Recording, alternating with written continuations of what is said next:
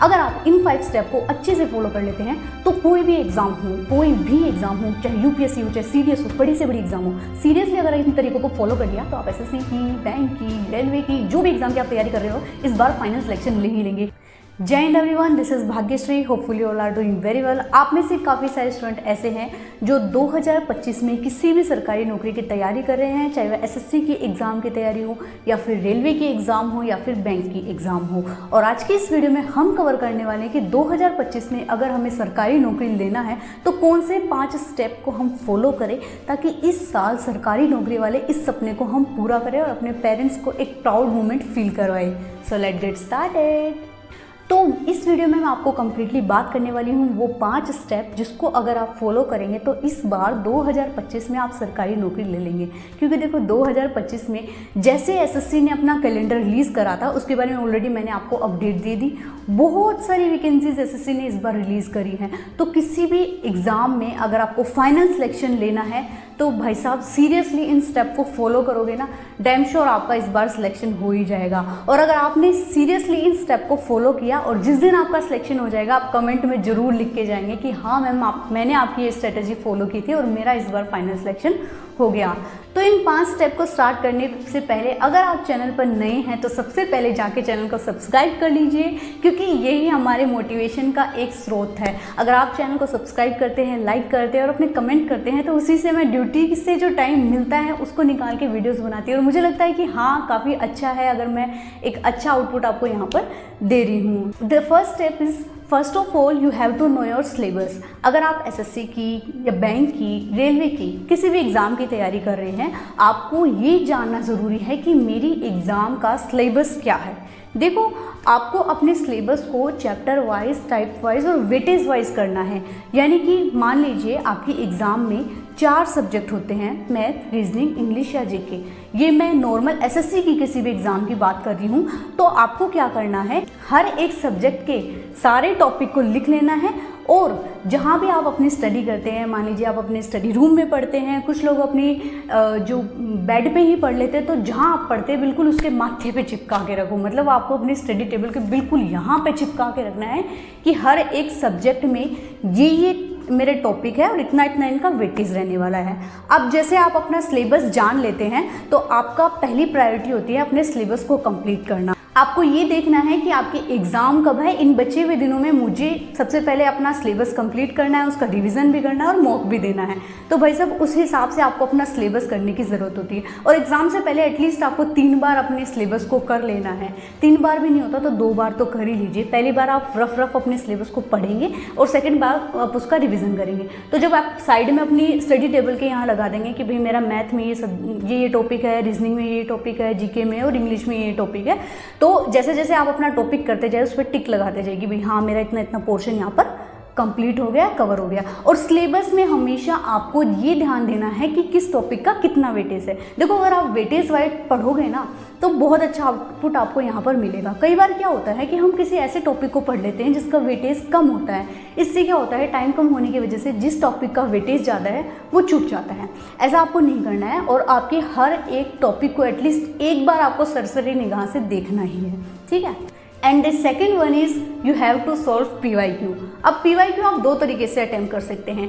या तो आप जैसे जैसे अपना सिलेबस कंप्लीट करते जाए हैंड टू हैंड आप PYQ लगाते जाए, या फिर आप ऐसे कर सकते हैं कि आपका एक बार सिलेबस कंप्लीट हो जाए उसके बाद में आप PYQ की बुक उठाइए। जब आप PYQ की बुक उठाते हैं तो आपको समझ आएगा कि इस टॉपिक से इस टाइप का क्वेश्चन बन रहा है और क्या ये क्वेश्चन मेरे से सॉल्व हो रहा है या फिर मुझे इसमें और ज़्यादा पढ़ने की ज़रूरत है। जब PYQ सॉल्व करोगे तो उससे आपको आइडिया हो जाएगा कि इस टॉपिक में मैक्सिमम टफ कितना क्वेश्चन बन सकता है, ठीक है। उससे आपको ये भी समझ आ जाएगा कि भाई कौन सा टॉपिक मेरा वीक है।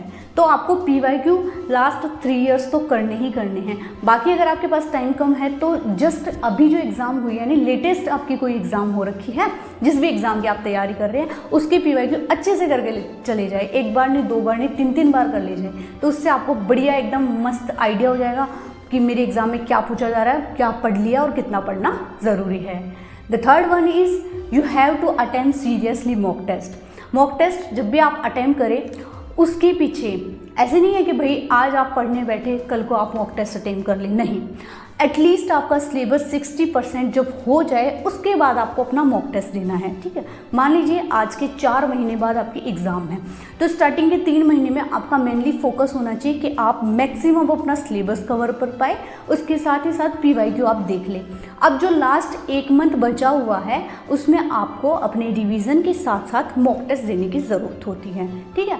मॉक टेस्ट आपको तभी देना है जब आपका सिलेबस एटलीस्ट 60% हो जाए, ठीक है। मॉक टेस्ट को बहुत सीरियसली देना है, बिल्कुल टेबल वगैरह लगा के सीरियसली जैसे हम एग्जाम में बैठे हैं वैसे आपको मॉक टेस्ट देना है। और देखो, आप कोशिश करना जब भी आप मॉक टेस्ट दो तो आप लैपटॉप पर मॉक टेस्ट देने की कोशिश करना। उससे क्या होगा, बिल्कुल वही आपको एनवायरनमेंट मिलेगा जैसा आप एग्जाम में बैठते हैं। और माउस की हेल्प से आप मॉक टेस्ट जरूर देना।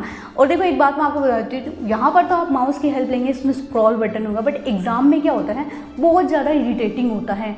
मॉक में जब हम उसको पर्टिकुलर एक क्लिक करके उसको स्क्रॉल करके नीचे लाते हैं, घसीट के नीचे लाते हैं, तो वो बहुत इरिटेटिंग होता है। इवन हम भूल भी जाते हैं कि हमसे क्वेश्चन क्या पूछा गया था।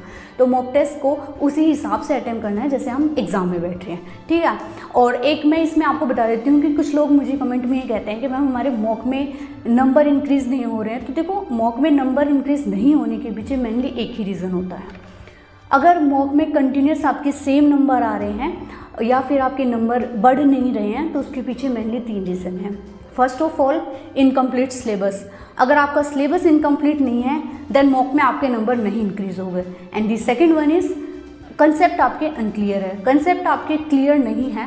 हर एक टॉपिक को आपको ग्राउंड लेवल से पढ़ के जाना है जिससे कि आपका कंसेप्ट क्लियर हो। देखो, एग्जाम में जाने के बाद हम सारी ट्रिक भूल जाते हैं, वहाँ पे जाने के बाद कुछ भी याद नहीं रहता। हम हर एक क्वेश्चन को बेसिक से करते हैं, तो आपको हर एक क्वेश्चन को अगर आप ट्रिक से सॉल्व कर रहे हैं तो उससे ज़्यादा ज़रूरी होता है आपको बेसिक से पढ़ने की, ठीक है। इसका मतलब ये है कि आपको हर एक टॉपिक के कंसेप्ट क्लियर करने की ज़रूरत होती है। And the third one is, जब भी आप मॉक टेस्ट का एनालिसिस नहीं करते हैं तो उससे आने वाले मॉक में आपके नंबर इंक्रीज नहीं होते। तो ये 3 स्टेप तो आपने फॉलो कर लिए। अब चौथा स्टेप क्या होने वाला है, तो और जो चौथा स्टेप है वो इसमें हो जाता है, you have to analysis your mock test. जितना आपने मॉक टेस्ट दे लिया ठीक है, अच्छी बात है, पर अगर आपने अपने मॉक टेस्ट को एनालिसिस नहीं किया तो उससे आपको पता नहीं चलेगा कि आप गलती कहाँ कर रहे हो, उससे आपको अपने वीक पॉइंट का पता नहीं चलेगा और उससे आपके मॉक में मार्क्स भी इंक्रीज नहीं होंगे।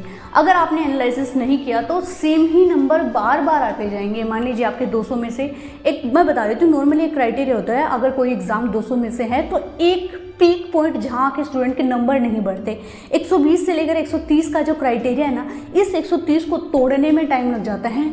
उसके पीछे मेनली रीज़न यही है क्योंकि हमने अपने मॉक को न तो सीरियसली अटेम्प्ट किया है, न ही उसका सीरियसली एनालिसिस किया है। जितना ज़रूरी मॉक देना होता है उतना ही ज़्यादा ज़रूरी होता है उसका ढंग से एनालिसिस करना। 1 घंटा मॉक लगाने में लग गया तो एटलीस्ट आप 40-45 मिनट उसका एनालिसिस करने में लो, ताकि आपको अपने वीक पॉइंट का पता चले। और जैसे जैसे आप अपना मॉक का एनालिसिस करते हो, एक साइड में एक नोटबुक रखो, जो आपको लगे कि मेरा ये वीक पॉइंट है उसको आप साइड में नोट डाउन करो। कोई क्वेश्चन मॉक का जो आपने अभी तक कहीं नहीं देखा उसको साइड में राइट डाउन करो। जब आपकी एग्जाम आती है तो लास्ट में हमें ज़रूरत होती है कि कोई ऐसा नोट्स मुझे मिल जाए जिससे मैं फटाफट अपना रिवीजन कर लूँ। ऐसे टाइम पर आपको अपने एनालिसिस वाले मटीरियल को देखना होता है, ठीक है। एंड 5 एंड सबसे इम्पोर्टेंट स्टेप है आपका, you have to know your weak points. जब ये 4 स्टेप आप फॉलो कर लेंगे तो 5वीं बार में आपको ये पता चलेगा कि आपके वीक पॉइंट्स क्या है, आपको किन पॉइंट्स पे काम करने की ज़रूरत है, कौन से ये टॉपिक है, कौन सा वो सब्जेक्ट है जो बार बार आपको उलझा रहा है, अटका रहा है। तो जब आपने अपने वीक पॉइंट को पहचान लिया, अब आपको ज़रूरी होता है उस वीक पॉइंट पर काम करना। तो ये 5 स्टेप थे आपको अपनी एग्ज़ाम में फाइनल सिलेक्शन दिलवाने की। अगर आप इन 5 स्टेप को अच्छे से फॉलो कर लेते हैं तो कोई भी एग्ज़ाम हो, चाहे यूपीएससी हो, चाहे सीडीएस हो, बड़ी से बड़ी एग्ज़ाम हो, सीरियसली अगर इन तरीकों को फॉलो कर लिया तो आप एसएससी की, बैंक की, रेलवे की, जो भी एग्ज़ाम की आप तैयारी कर रहे हो, इस बार फाइनल सिलेक्शन ले ही लेंगे। बाकी वीडियो आपको कैसे लगी कमेंट सेक्शन में ज़रूर बता सकते हैं। बाकी मिलते हैं नेक्स्ट वीडियो में, तब तक के लिए जय हिंद।